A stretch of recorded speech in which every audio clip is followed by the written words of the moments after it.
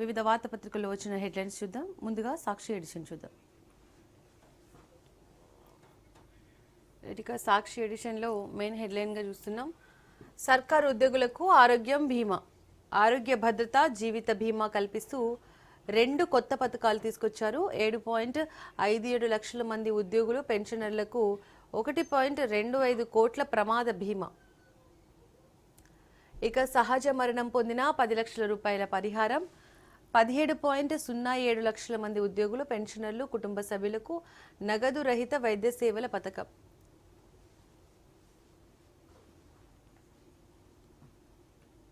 ఆరు 652 ప్రైవేట్ ఆసుపత్రుల్లో 1998 రకాల వైద్య సేవలు. మార్చి 31లోగా మెట్రో రైలు తొలి దశ టేక్ ఓవర్ పూర్తి. మార్చి 16 నుంచి బడ్జెట్ సమావేశాలు. 20న బడ్జెట్ జనగణనలో భాగంగా మే 11 నుంచి ఇళ్ల గణన. తెలంగాణ వైద్య విధాన పరిషత్ డాక్టరేట్ ఆఫ్ సెకండరీ హెల్త్ కేర్గా మార్పు. రాష్ట్ర మంత్రివర్గ సమావేశంలో కీలక నిర్ణయాలు వెల్లడించిన మంత్రి పొంగులేటి శ్రీనివాసరెడ్డి. రైటిక మరో హెడ్లైన్ చూద్దాం. జనగణనలో 33 ప్రశ్నలు. రాష్ట్ర మంత్రివర్గం ఆమోదం. జనగణనలో భాగంగా తొలుత house listing and housing census. యాజమాన్యంతో పాటు ఇంటి సమాచారం సేకరణ, ఇల్లు నిర్మించిన తీరు, గదుల వివరాలు చెప్పాలి. కార్లు, మోటార్ సైకిళ్ల వివరాలు వెల్లడించాలి. ఈ ఇంటి నంబరు, జనగణన ఇంటి నంబరు, ఇంటి ఫ్లోరింగ్ ఎలా నిర్మించారు, గోడల నిర్మాణం, పైకప్పు నిర్మాణం, గృహ వినియోగం, గృహ స్థితి. అంటే జనగణనలో భాగంగా ఇలాంటి ఇన్ఫర్మేషన్ అంతా కూడా మనం ఇవ్వాలన్నట్టు. ఇందులో మొత్తం 18 ఇచ్చారు. 33 ప్రశ్నలు ఉంటాయి. మొత్తం 33 జనగణనలో భాగంగా 33 ప్రశ్నలకు సమాధానాలు మనం గవర్నమెంట్కి చెప్పాల్సి ఉంటుంది. అందులో మనకు ఇక్కడ చూపిస్తున్నారు ఇంటి నంబరు, జనగణన ఇంటి నంబరు, ఇంటి ఫ్లోరింగ్ ఎలా నిర్మించారు, అలాగే గోడల నిర్మాణం, పైకప్పు నిర్మాణం, గృహ వినియోగం, గృహస్థితి, కుటుంబ సభ్యుల సంఖ్య, ఇంట్లో నివసించే వారి సంఖ్య, కుటుంబ యజమాని పేరు, కుటుంబ యజమాని జెండర్, కుటుంబ యజమాని ఎస్సీ ఎస్టీ ఇతర వర్గాలకు చెందినవారా, ఇంటి యాజమాన్య స్థితి, ఇంట్లో ఉన్న గదుల సంఖ్య, వివాహిత దంపతుల సంఖ్య, తాగునీటి ప్రధాన వనరు, తాగునీరు వనరుల లభ్యత, ప్రధాన విద్యుత్ వనరు.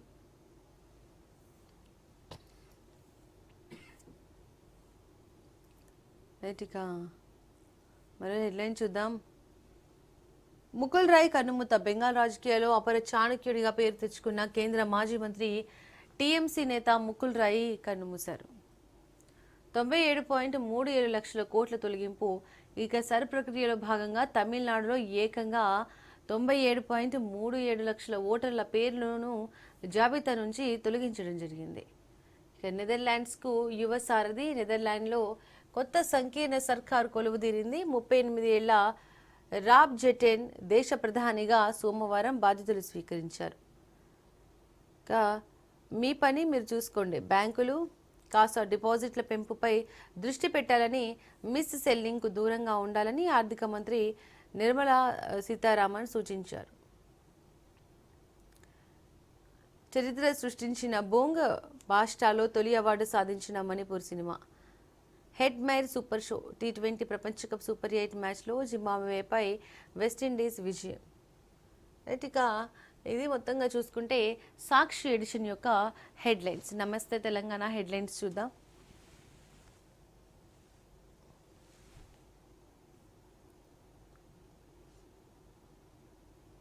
ఇక కొన్ని రోజుల నుంచి చూస్తున్నాం మూసీ నదికి సంబంధించి వివాదాలను. అక్కడ ఉన్న ఒక అపార్ట్మెంట్ను కూలి గాంధీజీ విగ్రహం కట్టాలని ప్రభుత్వం భావిస్తుంది. ఆ అపార్ట్మెంట్ వాళ్ళు చాలా రోజుల నుంచి దానికి వ్యతిరేకంగా నినాదాలు చేస్తున్నారు. ఇక దానికి సంబంధించి ఇక్కడ మనం హెడ్లైన్ చూస్తున్నాం. మూసీ ముస్లిం 24,000 ఎకరాలకు రెడ్ మార్క్. 1.5 లక్షల ఇండ్లకు ఎసరు. నదికి ఇరువైపులా కిలోమీటర్ దూరం భూసేకరణ. హిమాయత్ సాగర్ భూ సర్వేతో బయటపడిన గుట్టు. తొలుత 3,200 ఎకరాలే సేకరిస్తామని బుకాయింపు. 10,000 నిర్మాణాలే ప్రభావితమవుతాయని గెజిట్. కానీ 24,000 ఎకరాలు చెరబట్టేందుకు సర్కారు స్కెచ్. రేవంత్ ప్రభుత్వం దాగుడు మూతలు పటాపంచలు. ఏడాది కిందటే బయట పెట్టిన నమస్తే తెలంగాణ. ఇక మూసి సుందరీకరణ పేరిట 1,00,000కు పైగా ఇళ్లను నేలమట్టం చేసేందుకు కాంగ్రెస్ సర్కార్ ప్రణాళికలు సిద్ధం చేసింది. హిమాయత్ సాగర్ నుంచి మొదలయ్యే మూసి నదికి దాదాపుగా 900 మీటర్ల దూరంలో ఉన్న భూములను సర్వేకి గుర్తించింది. ఏకంగా 24,000 ఎకరాలను చెరగొట్టేందుకు స్కెచ్ వేసింది. కేసీఆర్ విలువ ఇప్పుడు తెలుస్తుంది. కేసీఆర్ను ఓడించి తప్పు చేసినాం. కేసీఆర్ విలువ మాకు ఇప్పుడు తెలుస్తుంది. రేవంత్ రెడ్డిని గెలిపించి పెద్ద తప్పు చేసినాం. ఎన్నికల్లో ఖర్చు పెట్టిన వేల కోట్ల రూపాయలు తిరిగి సంపాదించేందుకు మా ఇండ్లు కూల్చి మా భూములు లాక్కుంటున్నాడు. మూసి సుందరీకరణకు మా భూములకు సంబంధం ఏంటి? మమ్మల్ని వేధించి భూములు లాక్కునేందుకు కాంగ్రెస్ సర్కార్ కుట్ర చేస్తుంది. కేసీఆర్ 10 ఏళ్లలో ఒక్క ఇల్లు కూడా కూల్చలేదు. రేవంత్ రెడ్డి 2 ఏళ్లలో చేసిన పాలనంతా కూల్చడం, లాక్కోవడమే. వచ్చే ఎన్నికల్లో కేసీఆర్ని గెలిపించుకుంటాం. ఆయన వస్తేనే మాకు మేలు జరుగుతుందని ఒక మూసి బాధితుడు చెబుతున్న మాటలు ఇవి.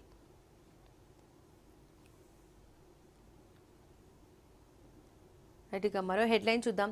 మళ్ళీ మొలుస్తున్న కాంగ్రెస్ కంచెలు. సీఎం కొత్త క్యాంప్ ఆఫీస్కు 9 కోట్లతో కోట గోడలు. నాడు ప్రగతి భవన్పై కూతలు, నేడు శత్రు దుర్భేద్యమైన కోటలు. ఎంసీహెచ్ఆర్డీ గెస్ట్ హౌస్ను సీఎం క్యాంప్ ఆఫీస్గా మార్చే యోచన. దాని చుట్టూ ప్రహారీ, ఐరన్ గ్రిల్స్, వాచ్ టవర్స్ నిర్మాణ పనులు. ఈ నెల 13న టెండర్ నోటిఫికేషన్ విడుదల చేసిన రాష్ట్ర ప్రభుత్వం రేవంత్ మనవడు ఆడుకోవడానికి వీలుగా 5 కోట్లతో వరల్డ్ క్లాస్ ఫుట్బాల్ గ్రౌండ్ ఇప్పటికే నిర్మాణం. 2 కొండలను త్రవ్వి ప్లే గ్రౌండ్ నుంచి గెస్ట్ హౌస్కు ప్రత్యేక రోడ్డు.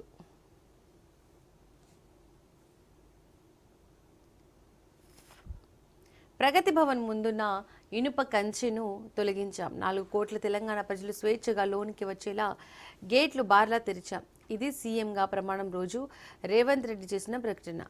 ప్రగతి భవన్ ముందు కంచెలు కూడా కాంగ్రెస్ కట్టించిందేనని తెలిసి అబద్ధమాడిన ఆయన ఇప్పుడు తన కొత్త క్యాంప్ ఆఫీస్ చుట్టూ కంచెలు నాటుకుంటున్నారు. దుర్భేద్య కోటగా మార్చేందుకు ఏకంగా 9 కోట్లతో టెండర్లను పిలిచారు.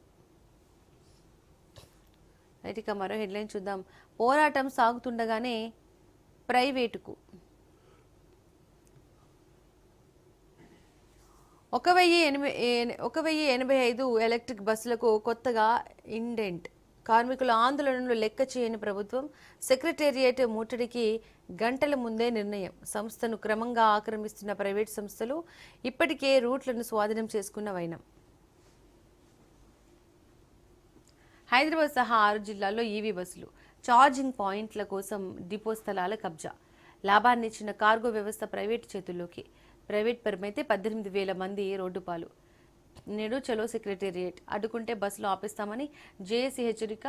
ఇక ఒకవైపు ఆర్టీసీని ప్రభుత్వంలో విలీనం చేయాలని, సంస్థను కాపాడాలని కార్మికులు పోరాడుతుంటే, మరోవైపు రాష్ట్ర ప్రభుత్వం మాత్రం ఒక్కొక్క విభాగాన్ని ప్రైవేటీకరించేందుకు ప్రయత్నిస్తోంది. కేంద్ర ప్రభుత్వం నుంచి వచ్చే ప్రైవేట్ ఎలక్ట్రిక్ బస్సులను ఆర్టీసీకే ఇవ్వాలని, సబ్సిడీ ద్వారా ధరలతో ఆర్టీసీతోనే కొనుగోలు చేయించాలని, ప్రైవేట్ ఎలక్ట్రిక్ బస్సుల ఆధిపత్యం నుంచి ఆర్టీసీని బతికించాలని డిమాండ్ చేస్తూ చలో సెక్రటేరియట్కు పిలుపునిచ్చారు కార్మికులు.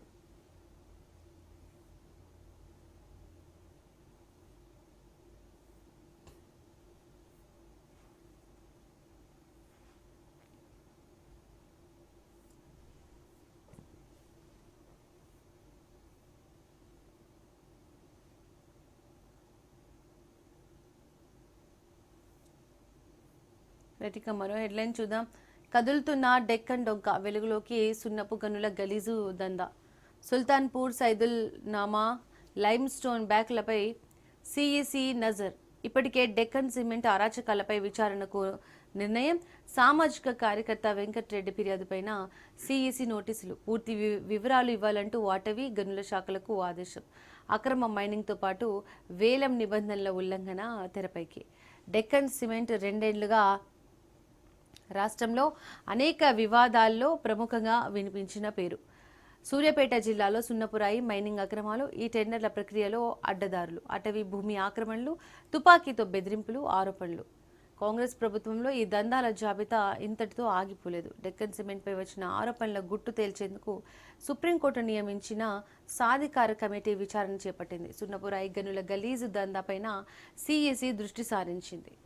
ఇక సిటీ బ్యూరో ప్రధాన ప్రతినిధి సూర్యాపేట జిల్లాలో సున్నపురాయి మైనింగ్ అక్రమాలతో పాటు ఆరోపణలు ఎదుర్కొంటున్న కంపెనీలకి సున్నపురాయి బ్లాకులు దక్కేలా జరిగిన ఈ టెండర్ ప్రక్రియలో డొంక కదిలేందుకు రంగం సిద్ధమైంది. సుప్రీంకోర్టు నియమించిన కేంద్ర సాధికారిత కమిటీ సిఈసి వీటిపై దృష్టి సారించింది. ఇప్పటికే ఇంజనీరింగ్ పసుపులేటి సురేష్ బాబు సిఈసికి ఫిర్యాదు చేయడం, రాష్ట్ర ప్రభుత్వం వాటిపై సమాచారం ఇవ్వకపోవడంతో ఈ నెల 25న విచారణ చేపట్టేందుకు సిఈసి నిర్ణయించిన విషయం కూడా తెలిసిందే.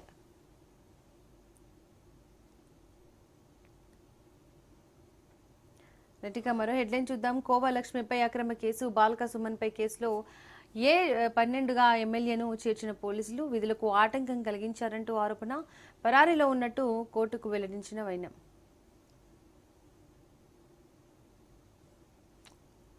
రైటిక మరో హెడ్లైన్. నిప్పుల కొలిమిల కుమ్మెర, పసిబిడ్డ మృతి ఘటనపై నిరసనల వెల్లువ, సర్కార్ తీరుపై ప్రజా సంఘాల మండిపాటు. నాగర్ కర్నూలు జిల్లాలో బాధిత కుటుంబం ధర్నా, బాధ్యులను అరెస్ట్ చేయాలని బీఆర్ఎస్ అఖిలపక్షం ప్రజా సంఘాల నేతల డిమాండ్.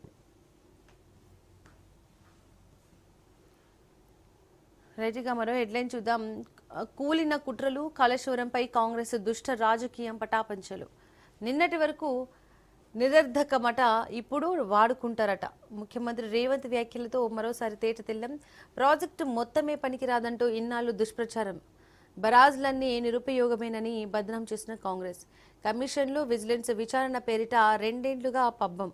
తాజాగా మరమ్మతులు చేసి వినియోగిస్తారని వెల్లడి. రైట్గా కాళేశ్వరం ప్రాజెక్టుపై కాంగ్రెస్ సర్కార్ దుష్ట ప్రచారం రాజకీయం మరోసారి బట్టబయలైంది. ప్రాజెక్టు కుప్పకూలింది, 1,00,000 కోట్ల వృధా అంటూ ఇప్పటివరకు చేసిన ప్రచారం అంతా వట్టిదేనని ముఖ్యమంత్రి రేవంత్ రెడ్డి స్వయంగా అంగీకరించారు. నిన్నటి వరకు నిరర్ధకమన్న ప్రాజెక్టులో కంపోనెంట్లనే ఇప్పుడు వినియోగించుకుంటామని తాజాగా ప్రకటించారు. రైట్, కాళేశ్వరం ప్రాజెక్టు కట్టడమైంది, కుప్పకూలడం జరిగిపోయింది, 1,00,000 కోట్లు ఆవిరైనాయి, బరాజ్లు పనికే రావు. రైట్, ముఖ్యమంత్రి రేవంత్ రెడ్డి చేసిన వ్యాఖ్యలు ఇవి.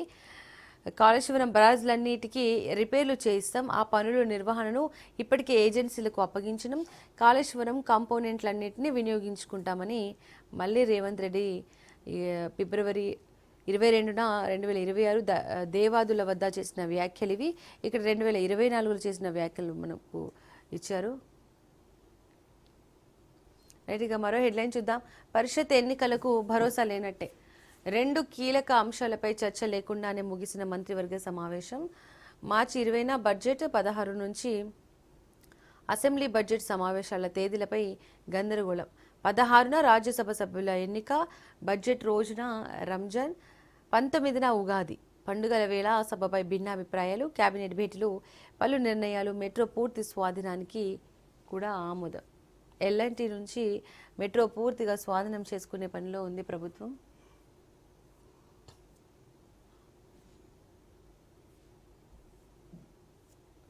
రైటిక తొందరపాటే తప్పిదమా, టారిఫ్లపై సుప్రీంకోర్టులో కేసు ఉండగానే హడావిడిగా ట్రేడ్ డీల్, ట్రంప్ ఒత్తిళ్లకు లొంగి మోడీ తప్పటడుగులు అని విశ్లేషకులు విశ్లేషిస్తున్నారు. రైటిక మొత్తంగా ఇవి నమస్తే తెలంగాణ యొక్క హెడ్లైన్స్. వెలుగు ఎడిషన్ చూద్దాం.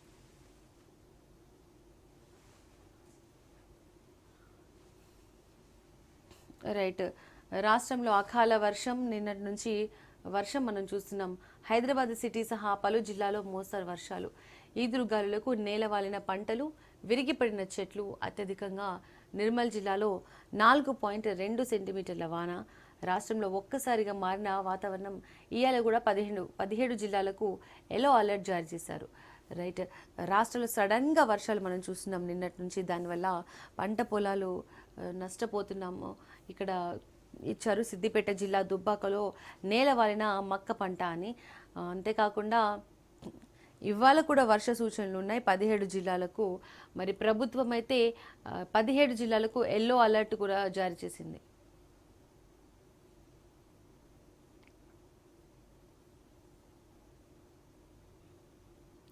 మే 11 నుంచి రాష్ట్రంలో జనగణన ప్రక్రియ. మే 11 నుంచి కేంద్ర ప్రభుత్వం నిర్దేశించిన జనగణన సెన్సెస్ 2027ను రాష్ట్రంలో పకడ్బందీగా నిర్వహించేందుకు జరుగుతున్న ఏర్పాట్లపై మంత్రివర్గం సుదీర్ఘంగా చర్చించింది. షెడ్యూల్ ప్రకారం తొలి విడత జరిగే ఇండ్ల గణన హౌస్ లిస్టింగ్ ఆపరేషన్ రాష్ట్రంలో 11న ప్రారంభించి జూన్ 9 వరకు పూర్తి చేయాలని నిర్ణయించారు. కాగా హౌస్ లిస్టింగ్ ప్రక్రియ కోసం కేంద్ర ప్రభుత్వం రూపొందించిన 34 ప్రశ్నల నమూనాను, మార్గదర్శకాలను ఉన్నతాధికారులు మంత్రివర్గానికి వివరించారు. జనగణన కోసం రాష్ట్ర వ్యాప్తంగా ఎన్యూమరేటర్లు, నోడల్ ఆఫీసర్లు కలుపుకొని మొత్తంగా 89,000 మంది ఉద్యోగులు పాలు పంచుకోనున్నారని వెల్లడించారు. మొదటి దశ పూర్తయిన తర్వాత జనాభా లెక్కలకు సంబంధించిన అసలైన రెండో దశ జనగణన ప్రక్రియను వచ్చే ఏడాది అంటే 2027 ఫిబ్రవరిలో చేపట్టేలా కార్యాచరణ సిద్ధం చేశామని అధికారులు తెలిపారు. 10 ఏళ్లకు ఒకసారి జరిగే ఈ జనగణన ఆధారంగానే భవిష్యత్తులో కేంద్ర రాష్ట్ర ప్రభుత్వాల సంక్షేమ పథకాలు, నిధుల కేటాయింపులు ఆధారపడి ఉంటాయని మంత్రులు అభిప్రాయపడ్డారు. ఎలాంటి సాంకేతిక, మానవ తప్పిదాలకు ఆస్కారం లేకుండా ఆధునిక పరిజ్ఞానాన్ని ఉపయోగించి డేటా సేకరణ చేపట్టాలని అధికారులకు సీఎం సూచించారు. రైటిక జనగణన పైనే డిపెండ్ అయి ఉంటుంది కేంద్రం నుంచి నిధుల కేటాయింపులు కానీ, సంక్షేమ పథకాలు కానీ.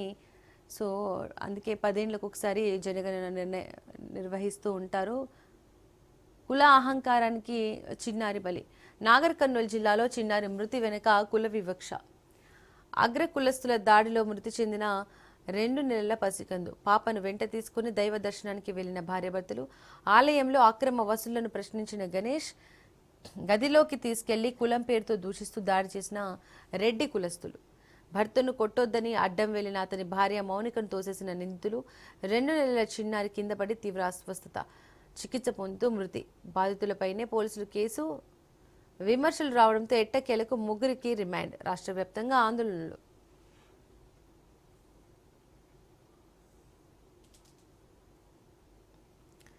ఇక అక్రమ వసూళ్లను టెంపుల్లో అక్రమ వసూళ్లను ప్రశ్నించినందుకు గణేష్ అనే ఒక తక్కువ కులస్తుడిని గదిలోకి తీసుకెళ్లి రెడ్డి కులస్తులు కొట్టారు. మరి పైగా బాధితులపైనే కేసు ఫైల్ చేయడం జరిగింది. తర్వాత ఎక్కువగా విమర్శలు రావడంతో మళ్ళీ ఒక 3పై కేసు పెట్టి వాళ్ళని రిమాండ్కి తరలించడం జరిగింది.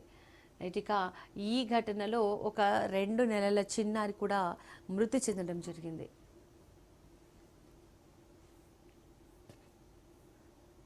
Silent killer, fatty liver. Hyderabad ప్రతి 5గురిలో 2కి సమస్య. సిటీలో 40% మందికి ఫ్యాటీ లివర్. బాధితుల్లో 50% పురుషులు, 33% మహిళలు. మందు ముట్టకపోయినా ముప్పు. సన్నగా ఉన్నోళ్లను వదలదు. బిర్యానీలు, జంక్ ఫుడ్, సిట్టింగ్ జాబులతో రిస్క్. సిఎస్ఐఆర్ స్టడీలో షాకింగ్ నిజాలు. బిర్యానీ లవర్స్, సాఫ్ట్వేర్ ఇంజనీర్లు, ఆఫీసుల్లో కుర్చీలకు అతుక్కుపోయే ఉద్యోగులు జర భద్రం. మీరు మందు జోలికి పోకపోయినా, ఎక్కువ బరువు లేకపోయినా మీ లివర్ మాత్రం డేంజర్ జోన్లోకి వెళ్ళిపోతుంది. గుండెపోటు, క్యాన్సర్లే కాదు, ఇప్పుడు సైలెంట్ కిల్లర్గా లివర్ సమస్యలు కూడా ముంచుకొస్తున్నాయి.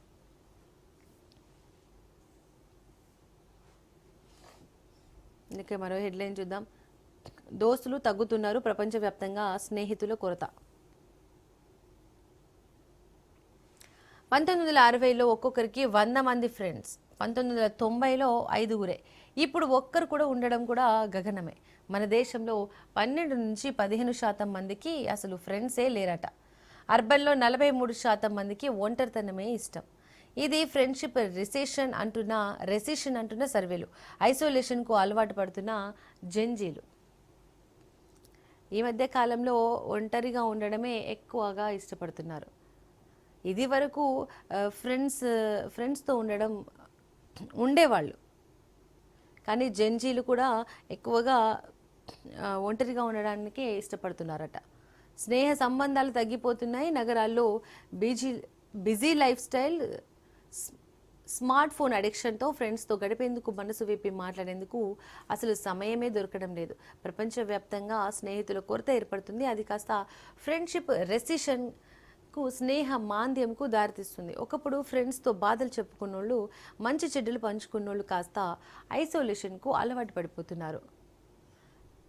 వీరు డిప్రెషన్ లాంటి మానసిక రుగ్మతల బారిన పడుతున్నారని సర్వేలు వెల్లడిస్తున్నాయి. సో ఇప్పుడు ఎక్కువ మంది డిప్రెషన్కి కూడా లోన్ అవుతూ ఉన్నారు. ఎందుకంటే ఇది వరకు స్మార్ట్ ఫోన్స్ అవి లేకపోయేవి, జనాలు కలిసి మాట్లాడుకునే వాళ్ళు, ఫ్రెండ్షిప్ ఉండేది, డిప్రెషన్ అలాంటివి ఎక్కువగా ఉండకపోయేవి. కానీ ఇప్పుడు ఈ జనరేషన్కి ఎక్కువగా స్మార్ట్ ఫోన్స్కి అలవాటు పడిపోయి పిల్లల దగ్గర నుంచి పెద్దవాళ్ళు కూడా ఎక్కువ స్మార్ట్ ఫోన్స్, స్క్రీన్ టైం ఎక్కువైపోయి పక్క ఉన్న వాళ్ళతో కూడా మాట్లాడడం తగ్గించేశారు. సో దానివల్ల డిప్రెషన్కి కూడా లోన్ అవుతున్నారంట చాలామంది. ఒకప్పుడు ఎవరైనా ఇంటి నుంచి బయటికి వస్తే ఫ్రెండ్స్తోనే ఎక్కువగా గడిపేవారు. సెలవు రోజైతే ఉదయం నుంచి సాయంత్రం వరకు రాజకీయాలు, సినిమాలు, ఊరు, కాలేజీ ముచ్చటతో అప్పుడే రోజు గడిచిపోతుందా అని అనిపించింది. అప్పట్లో స్నేహితుల సంఖ్యతో పాటు వారితో గడిపే సమయం కూడా ఎక్కువగానే ఉండేది. కానీ ఇప్పుడు మనిషి దానికి దూరం అయిపోతున్నాడు. సెలవు దొరికితే రెస్ట్ తీసుకోవడానికో లేక ముఖ్యమైన పనులు పూర్తి చేసుకోవడానికో వాడుకుంటున్నాడు.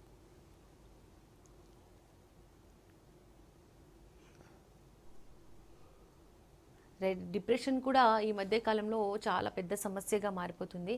డిప్రెషన్ వల్ల చాలామంది ఆత్మహత్య కూడా చేసుకుంటున్నారు.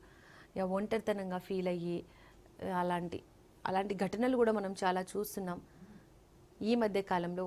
ట్రంప్ టారిఫ్లు నేటి నుంచి bandh, US customs and border protection అధికారిక ప్రకటన.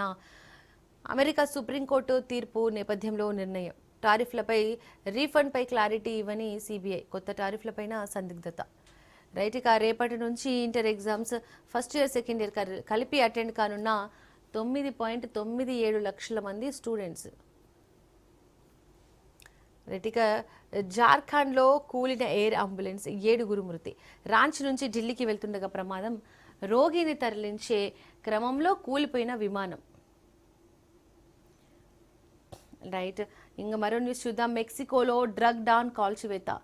ఎల్ మెంచో మృతితో అనుచరుల విధ్వంసం. దేశవ్యాప్తంగా అట్టుడుకుతున్న నగరాలు, రోడ్లపై వాహనాల నిప్పు, షాపుల ధ్వంసం.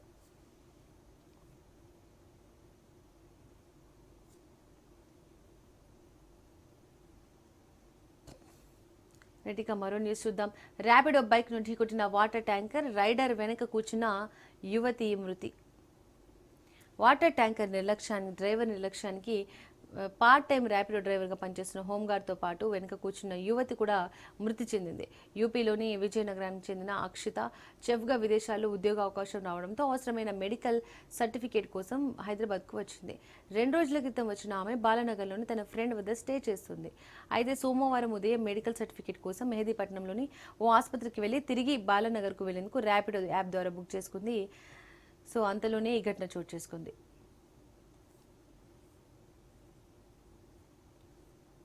ఉద్యోగులు, పెన్షనర్లకు డిజిటల్ హెల్త్ కార్డులు. 17.707 మంది లక్షల పెన్షన్లకు ప్రయోజనం. 7.5 లక్షల మంది ఉద్యోగులకు 1.25 కోట్ల ఉచిత బీమా.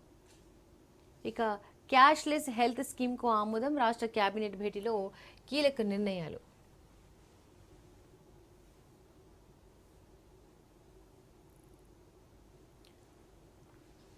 మరో హెడ్లైన్ చూద్దాం. అంగన్వాడీ టీచర్లకు స్పెషల్ క్లాసులు. అంగన్వాడీ కేంద్రాలు కార్పొరేట్ ప్లే స్కూళ్లకు ధీటుగా మారబోతున్నాయి. చిన్న పిల్లలకు ఆటపాటలతో పాటు ఇంగ్లీష్ మీడియం స్కూల్స్ రేంజ్లో చదువు చెప్పేందుకు అంగన్వాడీ టీచర్లకు ప్రత్యేక శిక్షణ ఇచ్చేందుకు రంగం సిద్ధమైంది. టీజీపీఎస్సీ ఓటీఆర్ అప్డేట్కు గడువు పెంపు. అభ్యర్థులు 1 టైం రిజిస్ట్రేషన్ అప్డేట్ చేసుకునేందుకు టీజీపీఎస్సీ మరోసారి గడువును పొడిగించింది. వచ్చే నెల 25 వరకు తమ వివరాలను అప్డేట్ చేసుకోవచ్చని తెలిపింది. ఇదే చివరి అవకాశమని తేల్చి చెప్పింది. రైట్, ఇక ఇవి వెలుగు ఎడిషన్ యొక్క హెడ్లైన్స్. సో ఇది ఇవాల్టి వార్తల విశ్లేషణ. Keep watching Raj news.